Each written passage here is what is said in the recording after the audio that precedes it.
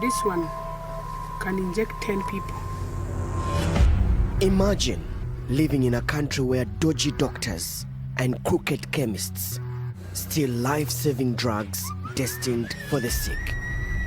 This is a racket.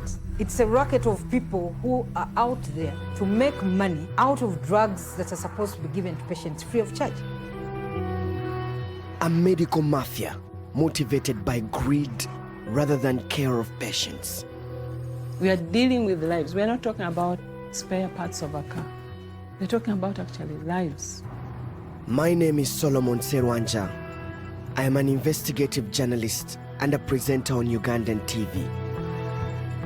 For the last 10 months, I've headed an undercover team exposing how health workers here are at the heart of a criminal network. We are not supposed to sell. We're supposed to give it for free. The deal is that we need to be trustworthy.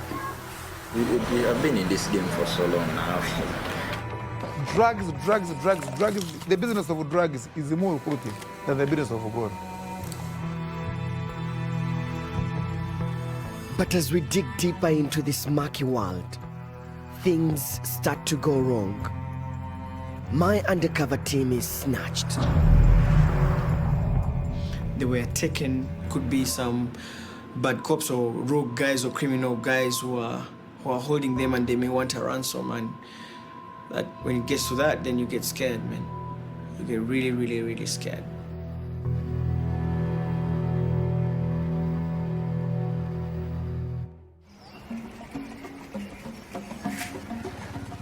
There are many diseases which kill people in my country, Uganda. But one disease has claimed more lives than any other. Malaria. An estimated 10,000 Ugandans die every year. The start of the rainy season in March means cases of malaria will rise. Here in Kamuli, eastern Uganda, this health center receives 30 cases every single day.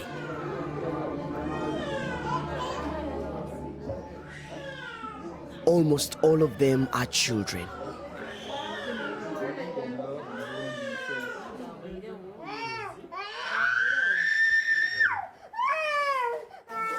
You know, as a parent, I know, it's heartbreaking to see, my son or daughter in pain.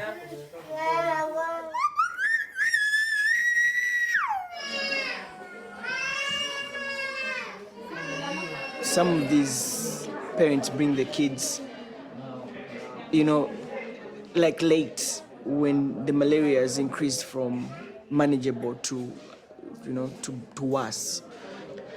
Make no mistake, malaria is still the #1 cause of death in Uganda, and it cannot be taken lightly.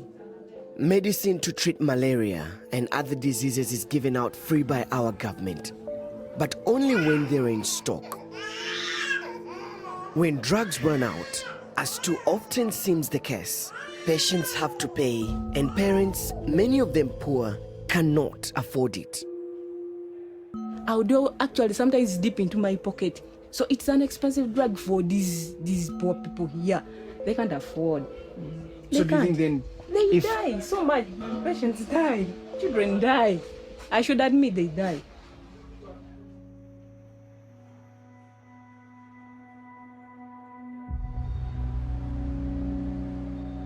Not being able to get hold of vital medication, as at Kamuli Clinic, can be common in a country where healthcare resources are limited.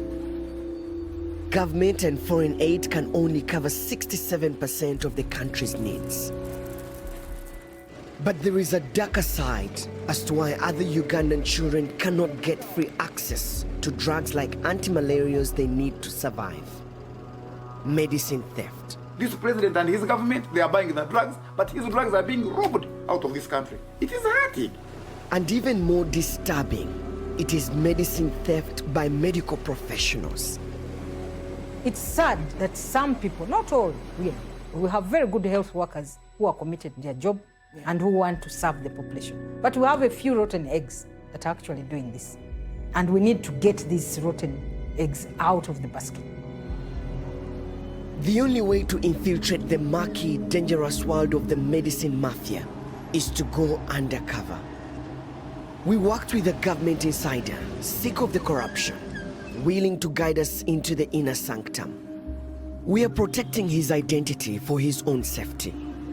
If I tell you from the top to the bottom, there are loopholes, there are gaps that people use from the bottom, from the cleaner to the nurses to the top.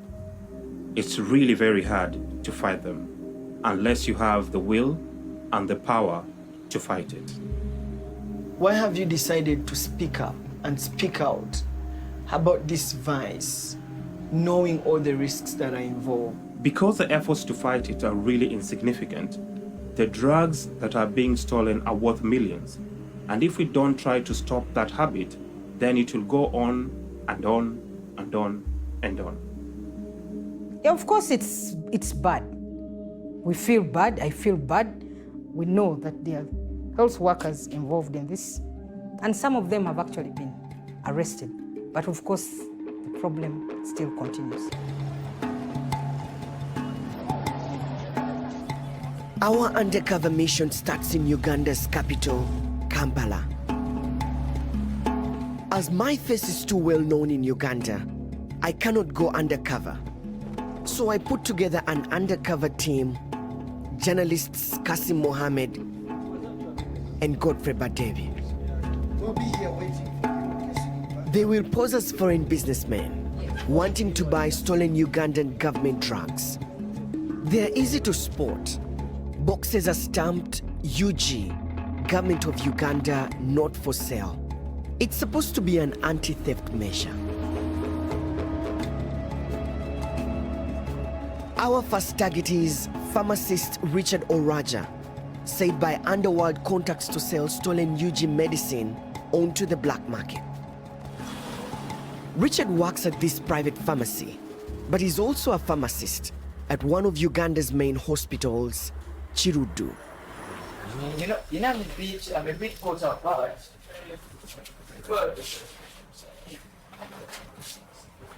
so it's a backside for you is interested in, not so.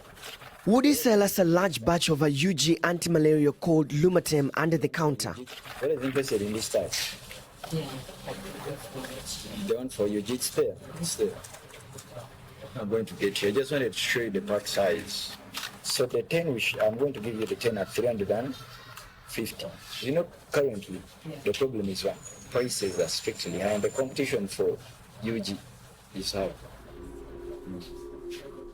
Richard claims he's used to selling UG drugs onto the black market. I've been in this game for so long now. You know, even the time you first called me, I had 6 clients. They traveled from Congo to them. I'm also supplying them. I'm supplying them tomorrow morning. I have clients waiting for me from the Congo. Richard is a pharmacist, but he was willing to break the law to do business with us. And it kind of feels like this guy understands what he's talking about. How many cartons can you provide? You told me you'd wanted 10. So now 10 cartons will be how many dollars? 10 cartons will be, it is roughly 1,000.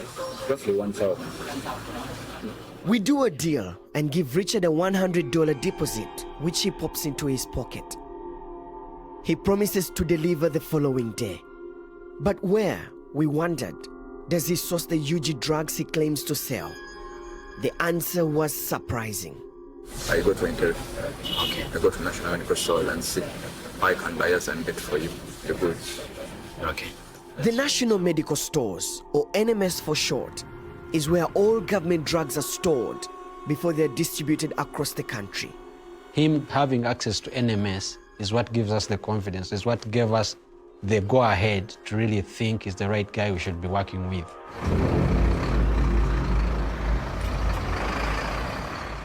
But is Richard, who claims he works with an NMS insider, to sneak out medicine past its modern security systems, telling the truth? Can someone actually pick a box of medicine from this point? Where do you pass with the box?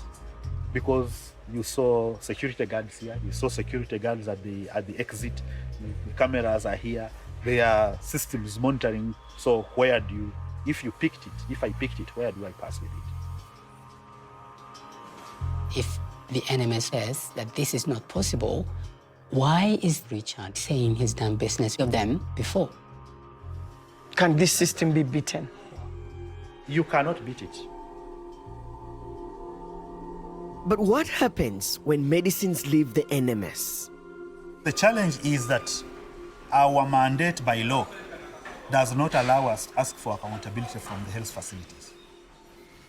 Our mandate is process the order and deliver it as has been asked. So if somebody says, I want Lumatem, another 200 doses, I cannot ask them why you want this. As long as they fit in their budget, they will take it. Even if last month they took 500? Even if they took 1,000 last month, I will assume that actually they have consumed the 1,000. I will only assume. Isn't that one of the loopholes in the system? It is the biggest loophole in the system. It's time for Richard Oraja to deliver on his promise to supply us with 10 boxes of the anti-malaria drug Lumatem. He wants to finalize the deal, and he gives us detailed instructions to meet outside Chirudu Hospital in Kampala, where he also works as a pharmacist. He told us to park next to a supermarket. But then, just before we arrived, we spoke as a team and then said, let's park just directly opposite the hospital. And then he came out. He was so furious. I've been here for the past 30 minutes.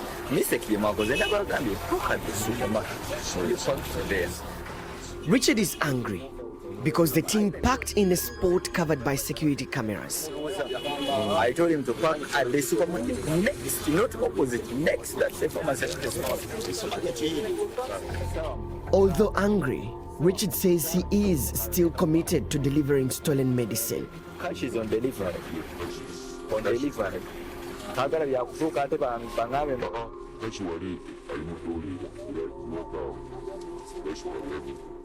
Despite his promises, Richard fails to deliver, citing work pressures. We agree to put aside our deal for the moment.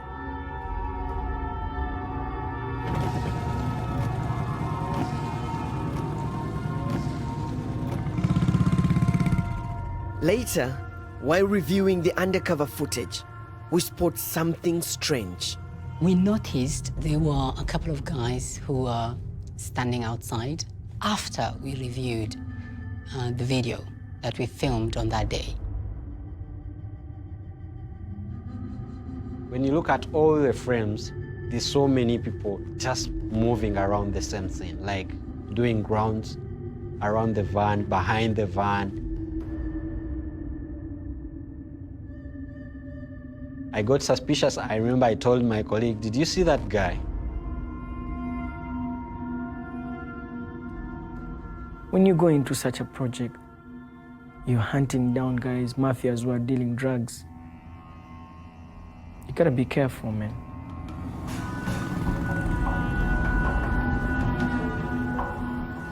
Later, we discovered we weren't careful enough. Nowhere near careful enough. Time to take our investigation to the north of Uganda, to the border town of Arua, where the main state hospital is widely reported to often suffer from medicine shortages. Denied an